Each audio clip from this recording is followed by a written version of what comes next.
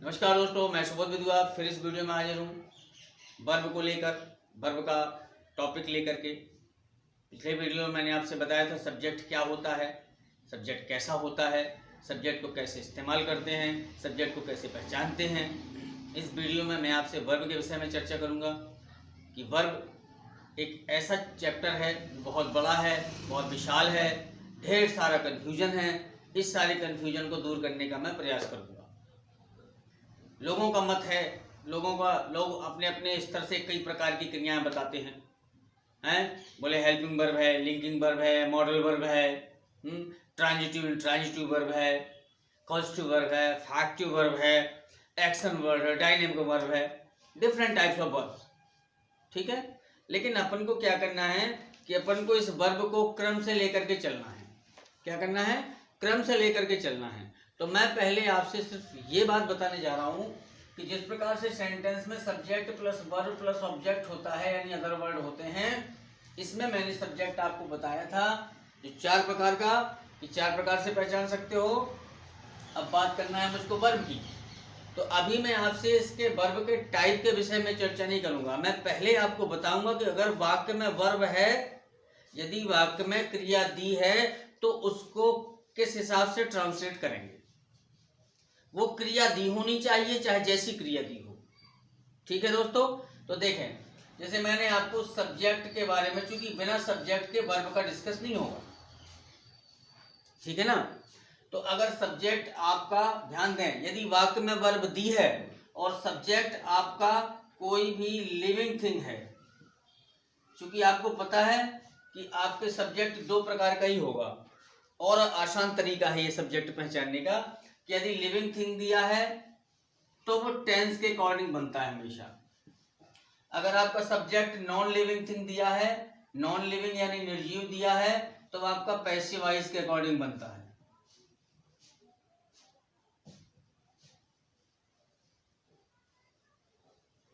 ठीक है, तो वो पैसिव वॉइस के अकॉर्डिंग बनता है। ध्यान दें, अगर आपका सब्जेक्ट लिविंग है यानी समवन है, समवन माने कोई व्यक्ति है, तो वो टेंस के अकॉर्डिंग बनेगा। टेंस का मतलब क्या होता है कि वर्ब को सहायक क्रिया के अकॉर्डिंग इस्तेमाल किया जाता है, यानी वर्ब की फर्स्ट फॉर्म भी आ सकती है, आईएनजी भी लग सकता है, थर्ड फॉर्म भी आ सकती है, इसलिए टेंस के अकॉर्डिंग बनता है।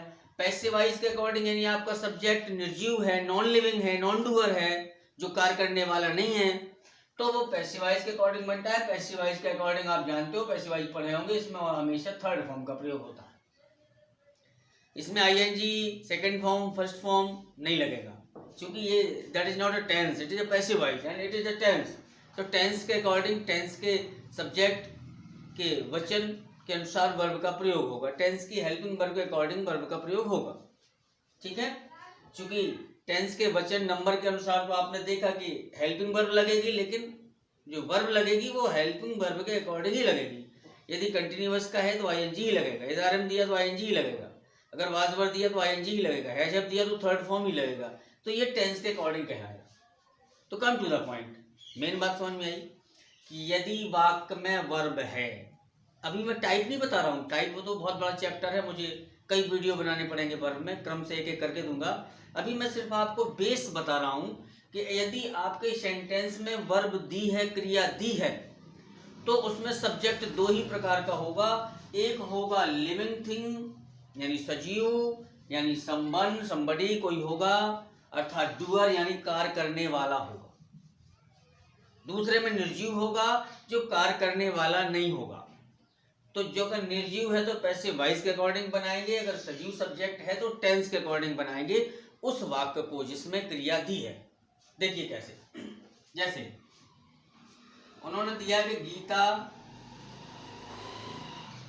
गाना गाती है। देखिए, सब्जेक्ट सजीव है, गीता है, गीता ने काम क्या किया? गाने का। गीता गाना गाती है, कौन गाता है? गीता, यानी गाने का कार्य कौन कर रहा है? गीता, अर्थात ये डूअर, कार्य करने वाला कौन हुआ? गीता। तो ये टेंस के अकॉर्डिंग बना, ये प्रेजेंट इंडिफरेंट है, तो बना गीता सिंग्स आ सॉन्ग। ठीक। दूसरा देखो, जैसे दिया कि हम चाय पी रहे हैं। हम चाय पी रहे हैं, हम क्या काम कर रहे हैं? पी रहे हैं। पीने का कार्य कौन कर रहा है? हम। कार्य करने वाले कौन हुए? हम। जब कार्य करने वाले हम हैं, सजीव हैं, तो किसके अनुसार बनेगा? टेंस के अकॉर्डिंग बनेगा। तो बनेगा कि वी पी रहे हैं, आर टेकिंग टी। ठीक, कार्य करने वाला है। अब बात आती है नॉन डूअर की, कि यदि आपका सब्जेक्ट निर्जीव है, कोई वस्तु है, तो पैसिव वॉइस में बनेगा। देखिए, अर्थात वस्तु से आशय उसमें कुछ सजीव भी आ सकते हैं, लेकिन वो कार्य करने वाले नहीं होंगे उसमें, यानी कार्य करने वाला अगर उसमें नहीं दिया तो वो पैसिव वॉइस के अकॉर्डिंग बनता है। देखें जैसे बोले कि किताब बेची जा रही है। किताब बेची जा रही है। क्या बेचा जा रहा है भैया? किताब। सब्जेक्ट क्या है? किताब। बेचने का काम कौन कर रहा? पता नहीं। किताब तो बिक रही है, बेची थोड़ी जा रही। तो बेचने का कार्य कौन कर रहा है? किताब तो अपने आप को बेचेगी नहीं, अर्थात इसमें बेचने का कार्य कौन कर रहा? वो नहीं दिया, अर्थात इसमें कार्य कर बेचने का कोई व्यक्ति नहीं दिया, बेचने वाला नहीं दिया, तो वो सब्जेक्ट इसमें वो सजीव नहीं है। ठीक है, निर्जीव वस्तु है जो ये कार्य नहीं कर रही है, अर्थात इसमें कार्य करने वाला सब्जेक्ट नहीं दिया है, तो निर्जीव है। तो the book is being sold. अब आप कहेंगे बीइंग, अर्थात ये पैसिव वॉइस का रूल है, तो प्रेजेंट कंटिन्यूअस में जिसमें इज आर एम आईएनजी दिया होता है ना, उसमें is being, are being, am being के साथ थर्ड फॉर्म लगाते हैं। ये हो गया किताब बेची जा रही। एक और ले लीजिए, बोले कुर्सी बनाई जा सकती है। कुर्सी बनाई जा सकती है, तो बनेगा क्या? सब्जेक्ट क्या है? कुर्सी बनाई जा सकती है। बनाने का कार्य कौन कर रहा? नहीं दिया, अर्थात कार्य करने वाला इसमें नहीं दिया। जब कार्य करने वाला नहीं दिया है, निर्जीव सब्जेक्ट दिया है, तो पैसिव वॉइस के अकॉर्डिंग बनेगा। तो बनेगा द चेयर बनाई जा सकती है, कैन बी मेड। ठीक, ये हुआ निर्जीव का। कभी कभी ऐसा होता है कि आपका सजीव सब्जेक्ट दिया होता है और आपको लगता है सजीव दिया है तो टेंस के अकॉर्डिंग बनेगा, और वाक्य गलत हो जाता है। वहां सजीव सब्जेक्ट दिया तो होता है, बट वो कार्य करने वाला नहीं होता है, वो कार्य करने वाला नहीं होता है। देखें कैसे, जैसे बोले कि मैं थका हूं। मैं थका हूं। थका हूं मैंने कोई कार्य तो किया नहीं, मैं थक गया हूं, यानी कोई कारण था जिसकी वजह से मैं थक गया हूं। मैंने ज्यादा काम किया इसलिए मैं थक गया हूं, लेकिन थकने का कोई कार्य नहीं है। अर्थात इसमें सजीव सब्जेक्ट दिया तो है, बट इसने कोई कार्य नहीं किया, इसलिए ये पैसिव के अकॉर्डिंग बनेगा। समझ रहे क्या बनेगा? बताओ जरा। मैं थका हूं बनेगा आई एम टायर्ड। ठीक, मैं थका हूं।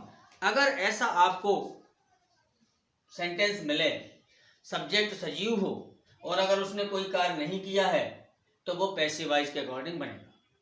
ठीक है, जैसे बोले तुम गिर पड़े हो। तुम गिर पड़े हो। तुम गिर पड़े हो। ठीक है, अब देखो, तुमने कोई कार्य किया कि तुम गिर पड़े हो, अचानक गिर पड़े, अर्थात आपने कोई कार्य नहीं किया, लेकिन आप कहोगे यार ये तो भाई सजीव है सब्जेक्ट, टेंस के अकॉर्डिंग बनना चाहिए, तो बनना तो चाहिए, मैं भी आई एग्री विद यू, लेकिन नहीं बनेगा। क्यों? क्योंकि तुम अर्थात यू ने कोई काम नहीं किया, यानी कार्य करने वाला होगा तभी टेंस के अकॉर्डिंग बनेगा। अगर कार्य करने वाला सेंटेंस का सब्जेक्ट नहीं होगा, ठीक है, तो टेंस के अकॉर्डिंग नहीं बनेगा, वो पैसिव वॉइस के अकॉर्डिंग ही बनेगा। तो जैसे दिया कि तुम गिर पड़े हो, तो यू आर फॉलिंग। बात समझ में आई? कहने का आशय ये वर्ब का पहला बिंदु। एक बात पकड़िए, क्योंकि वाक्य में वर्ब, कई सेंटेंसेस में वर्ब आती हैं और कई सेंटेंसेस में वर्ब नहीं आती हैं, एक्शन वर्ब नहीं दिए रहते हैं। तो जब वो verb, action verb, stative verb नहीं दिए होंगे, ठीक है, तो फिर वो सेंटेंस अलग प्रकार से बनेंगे।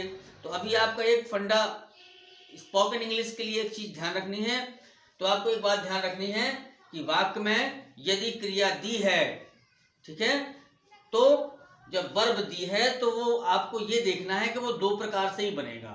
कि अगर सजीव सब्जेक्ट है यानी कार्य करने वाला दिया है, आप इसको कह सकते हैं डूअर। अगर कार्य करने वाला दिया है तभी आप इसको टेंस के अकॉर्डिंग बनाओगे। यदि निर्जीव यानी नॉन डूअर यानी कार्य करने वाला अगर उसमें नहीं दिया है, कार्य तो हुआ लेकिन सब्जेक्ट ने नहीं किया, किसी और ने किया, तो वो पैसिव वॉइस के अकॉर्डिंग बनेगा। ठीक है मित्रों, तो अब मुझे लगता है कि मेरा वीडियो आपको पसंद आया होगा। ये वर्ब पे मेरा पहला क्लास है। मैंने सिर्फ इसमें ये बताने का कोशिश किया है कि अगर वाक्य में वर्ब दिया है तो वो सब्जेक्ट के अकॉर्डिंग देखेंगे आप। अगर सजीव सब्जेक्ट है, डूअर है, तो टेंस के अकॉर्डिंग बनेगा। अगर सब्जेक्ट उसका निर्जीव है तो वो पैसिव वॉइस के अकॉर्डिंग बनेगा। ठीक है, अब मैं सेकंड वीडियो में वर्ब के अब आपको बताऊंगा कि वर्ब कितने प्रकार के होते हैं, कैसे होते हैं, बिल्कुल सिस्टम से। एक भी वर्ब का टाइप बाहर नहीं जाएगा और बहुत अच्छे तरीके से उसको मैं देने का प्रयास करूंगा। मुझे लगता है आपको मेरा वीडियो पसंद आया होगा। बहुत बहुत धन्यवाद। मेरे वीडियो को सब्सक्राइब जरूर कर लीजिएगा, लाइक करिए और कमेंट भी करिए। यदि कोई कमी समझ में आती है या कोई नई चीज़ आप चाहते हैं तो एक बार कमेंट बॉक्स में जाकर के लिखिए, ताकि मैं आपकी कमी पूरी करने का प्रयास करूँ। बहुत बहुत धन्यवाद। सब्सक्राइब जरूर कर लीजिएगा। नमस्कार।